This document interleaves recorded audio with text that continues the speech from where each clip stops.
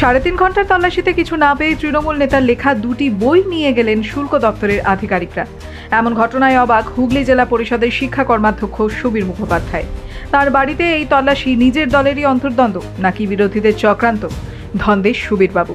তার দাবি তিনি দলের অন্তর্দ্বন্দ্বের শিকার নাকি বিরোধীদের চক্রান্ত তা নিয়ে এখনই কিছু বলবেন না, তবে দলের অনুমতি থাকলে পুরো বিষয়টি সংবাদ মাধ্যমের সামনে প্রকাশ করবেন। কাসেম সিদ্দিকী সাধারণ সম্পাদক হওয়ার সঙ্গে আমার যোগ আছে। কাস্টমসে তো অভিযোগ তারা 15-20 দিন ধরে করেছে, একাধিকবার অভিযোগ করেছে। আর কাসেম সিদ্দিকী সাহেব তো কালকে আমার দলের সাধারণ সম্পাদক হয়েছে। এসব ফেক কথাবার্তা কোনো মানে হয় না।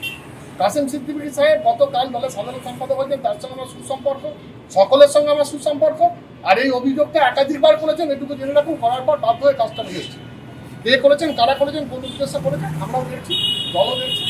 নিশ্চিতভাবে একটাই কথা হচ্ছে যে এই প্রথম কারো বাড়ি থেকে আমি একটা রাজনৈতিক ফিগার, আমার বাড়ি থেকে আমি তাদের সহযোগিতা করেছি, সর্বত্র তারা তল্লাশি করেছে।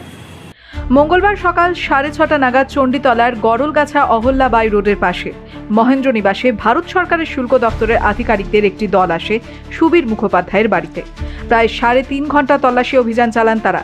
তৃণমূল নেতার দাবি, তার শোয়ার ঘর, ঠাকুর ঘর, বাথরুম, গাড়ি থেকে শুরু করে ঘরের কোনায় কোনায় তল্লাশি চালানো হয়।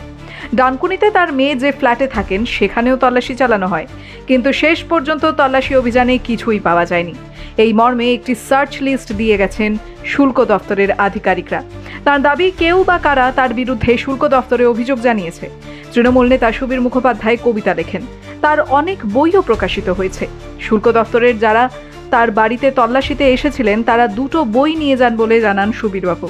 তিনি হুগলি জেলা পরিষদের শিক্ষা কর্মাধ্যক্ষের পাশাপাশি জেলা পরিষদের মেন্টর। ডানকুনি টোল প্লাজার তৃণমূল শ্রমিক সংগঠন INTTUCর সঙ্গে যুক্ত। কী কারণে তার বাড়িতে কেন্দ্রীয় শুল্ক দপ্তর হানা দিল তা স্পষ্ট নয়। Bureau report, the wall.